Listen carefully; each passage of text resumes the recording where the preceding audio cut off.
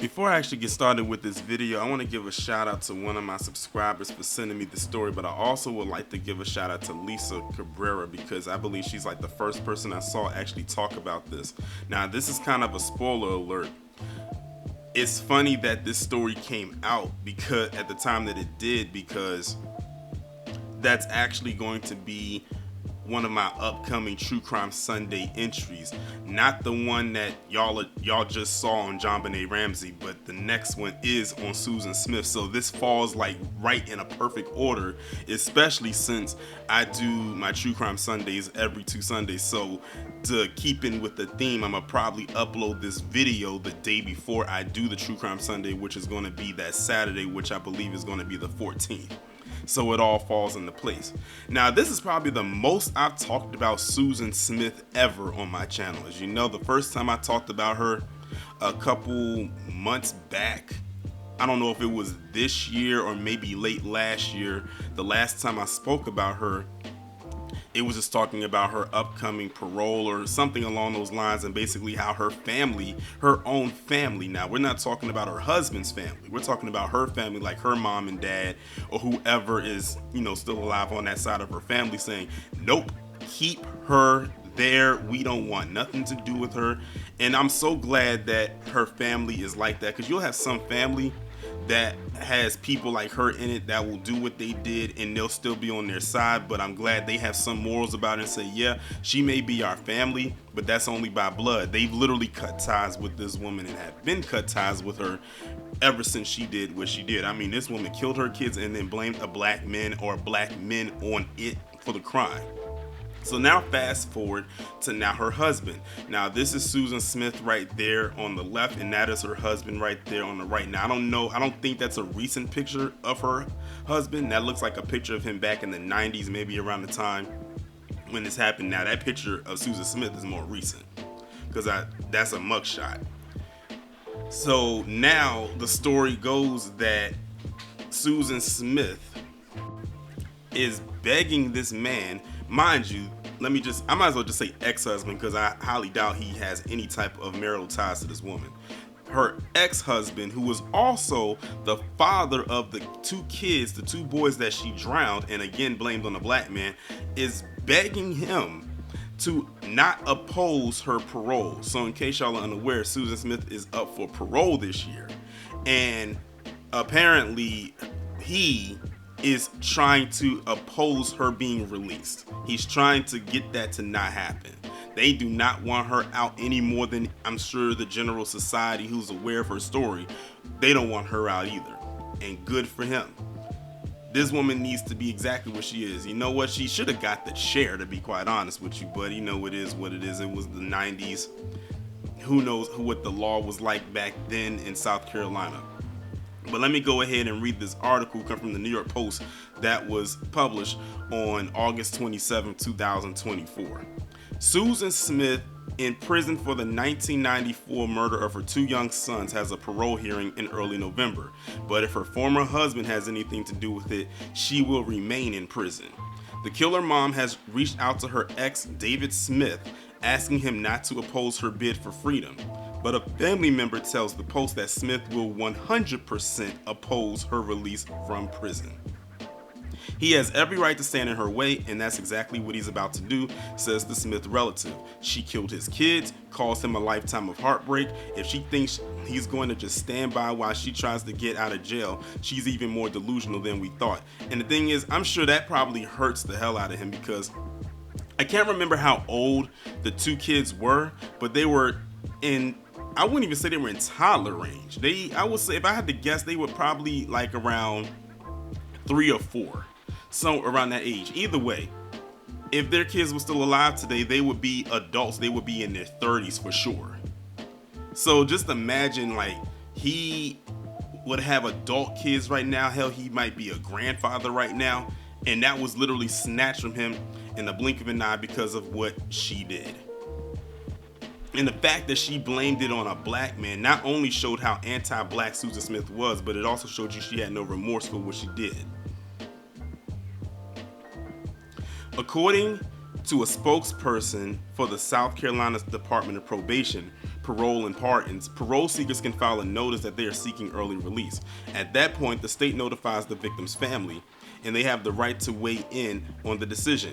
David Smith lost 3-year-old and 14-month-old. Okay, so there's their ages. So they had a 3-year-old so that means he was born most likely in 91, or maybe he was born late 90, and he could have been turning 4 that year. But we'll stick with 91, 90, and a 14-month-old, which means that was a child they had in 93. Either way, they would both still be in their 30s.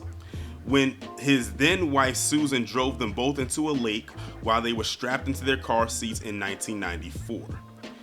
And it's funny because they keep leaving out the part about her blaming a black man, but okay, fine. She has been incarcerated at Leith Correctional Institution in Greenwood, South Carolina for more than 2 decades after the notorious murder of her 2 sons.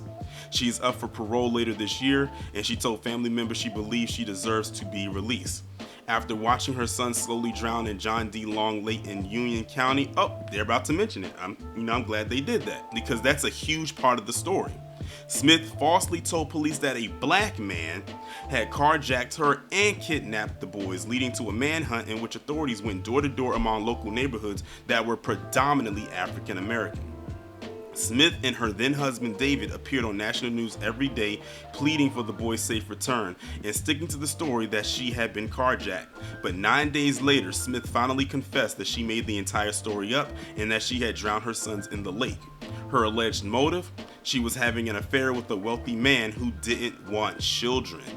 The car was pulled from the water with the 2 boys still strapped in their seats. Now, that part I didn't know about. This is why I like to do those True Crime Sundays, because I learn a little bit more. Because to this day, I never knew what the motive was as to why she did what she did. The only thing I knew is that she drove them into a lake, they drowned, she blamed the black man, that she was carjacked and kidnapped, and the boys were kidnapped, and that's all I really knew. But I never knew what the motive was. Now, it says this is the alleged motive. We don't know if this was the for sure motive. But if it was the for sure motive, she really ain't shit, because that means she was stepping out on her husband and was trying to appease this so-called wealthy man, his wishes. So let's just say, hypothetically say that that's true. You would take away your husband's kids that you had with him to appease some wealthy man that is not your husband. If that's true, that woman is a piece of shit, even more on top of what she did. I mean, imagine you killed your kids, then you blamed it on a black man, then the alleged motive is that you was messing around with this wealthy man who didn't want kids, and that's why you did it. Let me continue. She was convicted of murder but spared the death penalty and instead given life in prison with the possibility of parole after 30 years, and of course 30 years would be this year. Smith's first parole hearing for her life sentence is scheduled for November 4th, and the parole board will consider David Smith's input in deciding whether to free her. But Smith doesn't have an ally in her former husband. She doesn't have an ally on any side of her family, whether it's her husband's family or her family. She's literally living on an island all by herself, as she should. It's just ridiculous that she even asked David's support, says the family member. So the answer is no, no, no, no, just no.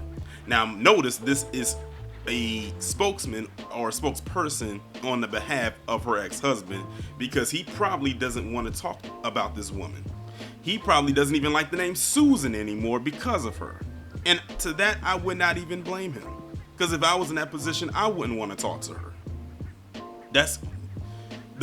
I think what is nerve-wracking about Susan Smith is the fact that she feels, and only she feels, that she has been absolved of what she's done. Remember, like I said, the last time I talked about her, she had this same type of attitude when it came to her family, and it almost making it seem like her family should be forgiving her for what she did. Oh, it was in the past, it was so long ago.